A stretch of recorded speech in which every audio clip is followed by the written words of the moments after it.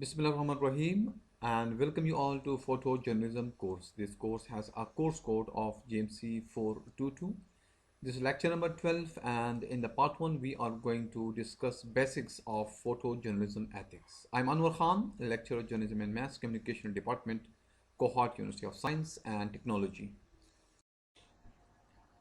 So these are the various points that we will be elaborating and discussing in our today's session.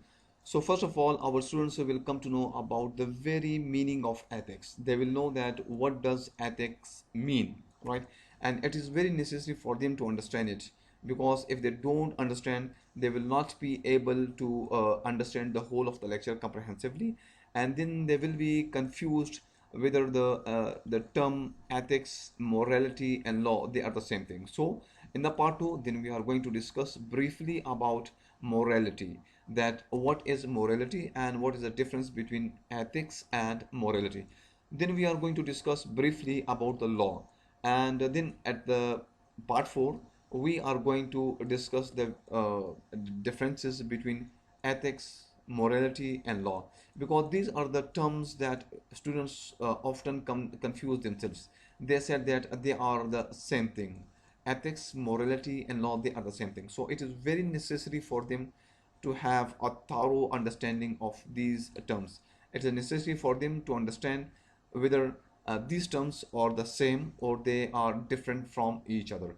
And then finally, we are going to discuss photojournalism ethics. So these are the 5 points that we are going to elaborate in our today's session, and these are again our learning objectives. The students, after attending today's session, must be able to understand and answer all these 5 points.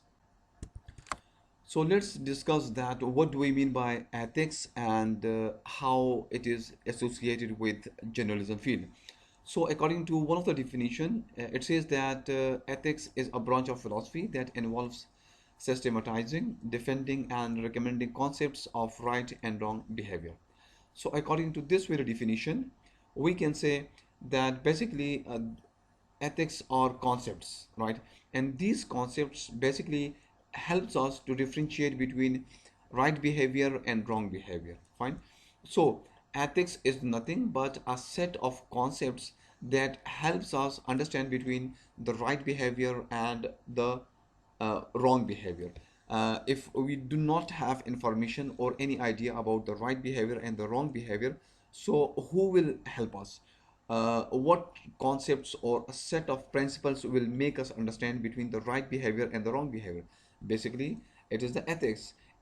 It will guide us, and it will differentiate and help us to differentiate between the right behavior and the wrong behavior. Look at the second definition given by Richard William Paul and Linda Elder. They say that ethics is something, a set of concepts and principles that guide us in determining what behavior helps or harms creatures. So again, this very definition is like the very first definition, and according to this very definition, we say that it is a set of the concepts, right, or it is a set of the principles that helps us to understand between helpful behavior or right behavior and harmful behavior or wrong behavior, right? So that is the reason that the very second definition is again like the first definition, that it is a set of the concepts or the principles or instructions that helps us between the right behavior and the wrong behavior. Look at the third definition, which is given by again another scholar, Kedar, who says that ethics is something, the science of the ideal human character, right? So speaking about the ideal human character, right? So if you will analyze all the three definitions, so you will come to know that they are closely related with each other. Fine, because they all are speaking about ideal character or concepts or principles that differentiates between the good behavior and the bad behavior. It is a set of the principles that helps us to differentiate between the good and the bad, the right and the wrong. Fine. So look at the fourth sentence, and according to this first sentence, ethics is generally considered standards or good and bad, right and wrong, that are imposed by some outside group, society, or profession. For example, legal ethics, business ethics, etc. So, according to this very, sentences, ethics is something that are imposed by some outside group. It is very necessary to keep in mind that ethics is something that has been imposed by some outside group, right? For example, we can say that legal ethics. What are the legal ethics when you are in the field of, for example, law? So, what are the ethics that you are to abide by? What are the principles, the concepts that you are to keep in mind, right? So, these would come in the category of the ethics. Yes. Then another question arises that whether if someone follows those ethics or not, it is something else, and we will be saying that that would come in the category of the morality, right? But the ethics, right, they are the overall which have been imposed by some outside group, society, or profession, right? And we can say that it can be taken on a larger level like society, culture, and country, which it thinks right or wrong and imposes upon us, right? So what happens that over here we discuss ethics on a smaller level, and if we want to discuss it on a larger level, then we can say that in the society, culture, or country, they have their own ethics, and they impose ethics upon us, and they say and they demand from us, from their citizens, that we have to obey all these ethics. So, to cut it short, we can say that ethics are something or principles or concepts or instructions that helps us to differentiate between good and bad, right and wrong. Fine? Okay, now morality. What is morality and how we can differentiate between ethics and morality? So, morality, on the other hand, is one's own personal sense of right and wrong. It is not imposed by anyone else. It is what you think is good and bad personally. Okay, so it means that morality is something one's own personal sense of right and wrong, and it is very necessary to differentiate between it, because we came to know about the ethics, that ethics is something that has been imposed from the outside. For example, business ethics, cultural ethics, country ethics, right? And morality is something that depends upon the individual, and he or she considers whether that very ethic is good or bad. Fine. And then we say that the Cambridge Dictionary of Philosophy states that the word ethic is commonly used interchangeably with morality. Okay. So according to this very dictionary, the terms ethics and morality, they are used interchangeably. Fine. But we should not be confused if we want to critically study it. So the difference is this, that ethics are imposed from the outside, and morality is basically one's own sense about right and wrong. And what is the example? We can say that one may live in a society that agrees on a certain code of conduct that you personally disagree with. For example, you might think that free speech is right, fine, but you live in somewhere that most people think defaming of religious icons is wrong. Okay, so the example is very simple, and I hope that it will be easy for you to understand. So what happens that if we want to differentiate between ethics and morality, we see that free speech, and in the 21st century we are debating it a lot. Free speech should be given, and it has been written in the constitution of different countries. Fine. Now, what happens that when we speak about the free speech, for you it will be free speech, but for the country, for the culture, for the society, it will be a source of defaming religious icons, right? So they will consider it wrong. So that would come in the category of the ethics. And what you think that free speech is good and it has to be given to the individuals. So this is basically morality. I hope that it will be easy for you people to understand. So this is basically the difference between the ethics and morality. Let's have a look at the law and how we can differentiate between ethics and law.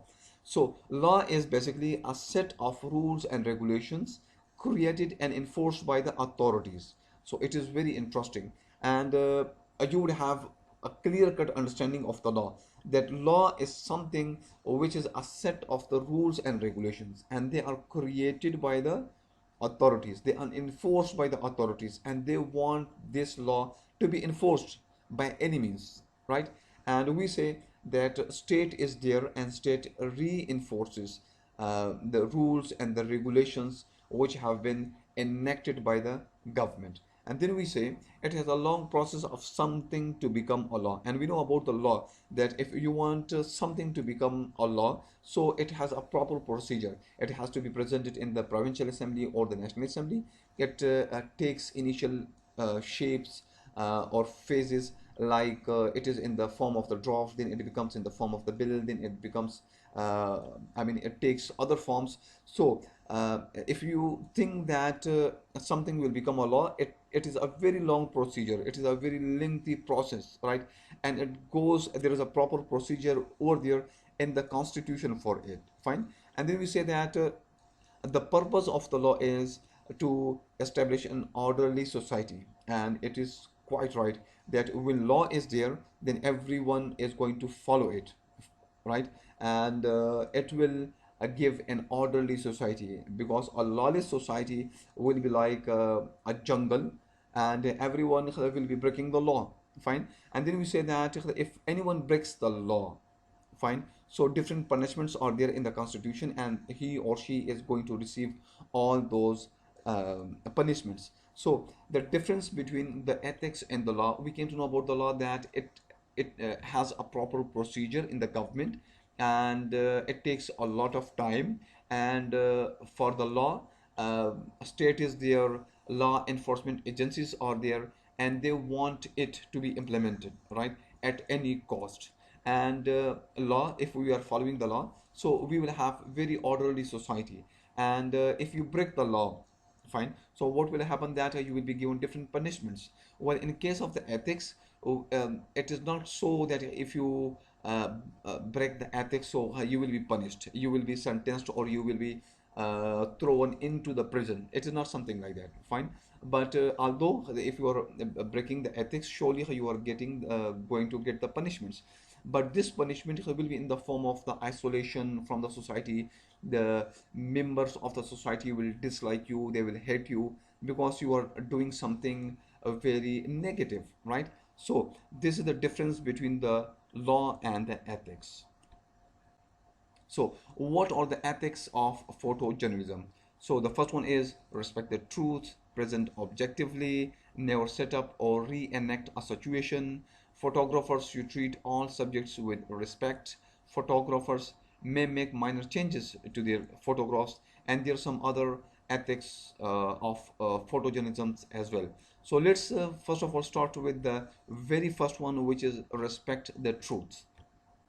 So, when we say respect the truth, what do we mean by respect the truth? Respect the truth means that you are going to report the truth at any cost, right? Because it is the truth which bring changes. It is the truth which play important role in the democracy. It is the truth which is the witness of the justice, right? And that is the reason that we say that this is the primary goal of the journalism. When we speak about journalism, we say that we are dealing with the truth, and we are collecting information about the truth, and then we are giving these information to the people, right, so that they may have understanding about the truth. And remember that every religion has spoken about the truth. They have spoken about the value of the truth. If you speak about Islam, it has spoken very clearly, very openly about the importance of the truth, right? And it has laid a great deal of importance upon the truth. So, respect the truth, what does it mean? So, respect the truth. There is a book with the title of The Elements of Journalism, right? And it has been written by Bill Cowich and Tom Rosenthal. And again, if you study this very book, and they're speaking about, they're discussing different elements of the journalism, which are basically the pillars of the journalism, or which can be considered as the pillars of journalism, which are very necessary and should be followed at any cost. So whenever you read this very book and the elements which they are discussing, then you will come to know that the very first element which they are discussing is that journalism's first obligation is to the truth. By this line, I want to tell you that basically in this very book they are explaining 10 elements of the good journalism. That if you want to have a good journalism, so what are the 10 elements or what are the 10 qualities of journalism? So the very first quality is that of the truth. I mean, again, we say that they are emphasizing and focusing truth so much. So it means that truth is very important. Okay, what shapes truth can take? Let's discuss it. That what do we mean by it? Truth, it can be in a very light a manner, and everyone would like to share the truth with other people, and it can be upon about the entertainment, and people would like to know about it, about the movies, about the dramas, about the documentaries, about cartoons, about different other visual art, right? And similarly, it can be in the form of the cricket, or it can be in the form of the sports. Similarly, it can be in the form of the press conferences that everyone would love to share with the audience, right? So this is one angle of the truth where we feel very happy, or we feel very satisfied to share with the people or with the audience, and the audience also want to see and study it. Then another shape of the truth, which is we can say that sometimes truth takes very ugly face or shape, and it can be in the form of something horrible which is taking place in different countries. Like we have already discussed this very picture, a picture, this is a child who was trying to reach to a food supply in the Sudan, a famine stricken country, and he was tired and he was not in a position to move more. So what did he do? He laid his head on the ground because he was tired, and a vulture was standing there. In the beginning, it was mistaken that, I mean, the boy was taken as a girl, and it was given the title of the vulture and the girl. And the picture was taken by Kevin Carter in 1993. So it was, and we have already narrated it, that this picture was published in numerous famous newspapers of the US and at one different prices. But unfortunately, the photographer Kevin Carter, he committed suicide after 4 months. It is just because of the truths, right? And we will be discussing it, that whether it was the responsibility of the photographer to save the child, to help him to reach to the supply depot, or it was necessary for him to take the photo. So what was necessary? What has to be done at the very moment, right? So we would be discussing it in the coming slides. But what happens that this very truth or this very picture uh, gives or speaks about very ugly faces of the truth. It speaks about the famine. It speaks about the war in Sudan. Similarly, it speaks about the uh, I mean malnutrition, right? It speaks about, and basically this very picture is again a slap on the face of the wealthy countries, about people who are saying that everything is okay in the world. So again, it is a truth, and whenever who so ever passes from this very truth, he feels the pain, he feels the trauma, and sometimes this can be in the form of the bomb blast. And this picture is basically of the blast which took place in Peshawar Mina Bazar, which left hundreds of people dead.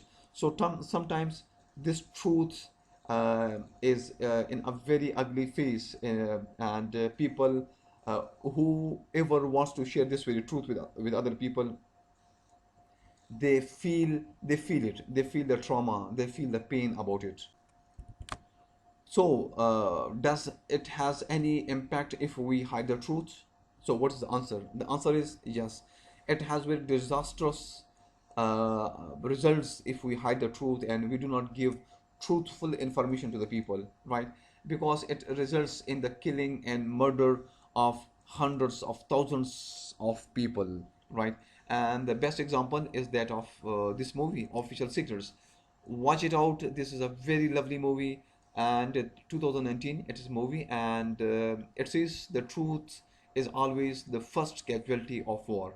And we are in that this female who is working with a British intelligence agency, and she broke information, and she got information that how United Nations is forcing other countries in the United Nation to vote them for their invasion against Iraq, for the fabricated story of weapons of mass destruction. Then she gave that very information to this reporter, and he published that very information into the newspaper. And then she was, I mean, different cases were, I mean, launched against her, and then this is the lawyer who won the case for her. So it is a very lovely and brilliant movie. Watch it out, and you will come to know that if you hide the truth, so what could be the result. We can see the result of the Iraq, right? Hundreds of thousands of people have been killed and injured, and look at there, still no peace, no, I mean, tranquility over there, right? It is just because of the hiding the truth. Another example, another shape or angle of the truths, which is yet another, I mean, in the form of the movie, the report. And it is actually, if you search this very title, you will come to know about the title of this movie is the torture report, right? And again it says truth matters. Believe me, truth matters. If you are hiding the truth, you are inviting the trouble for yourself. You are inviting the trouble for your citizens, right? For the whole world, you are inviting the trouble. This is again a very brilliant movie, and it is all about the, we can say that the different techniques which are carried out, adopted by the US intelligence agencies for acquiring and getting the information. Different torture techniques they have, I mean, they have adopted. So this very movie is about all these torture techniques, and this is again a very brilliant movie. Get the opportunity and watch these movies. So thank you very much. This is the end of the lecture, and let me summarize again what we have discussed in our today's session. So first of all, we came to know about the ethics. We discussed the very definition of ethics. Then we discussed the very meaning of morality. Then we discussed the very meaning of law, and then finally we discussed the very differences between all of them. Then ethics of photojournalism, and in the ethics of photojournalism, we discuss only respecting the truth, and then we discuss the different shapes or phases of the truth. So this is the end of the lecture. See you in the next lecture. Till that, Allah Hafiz.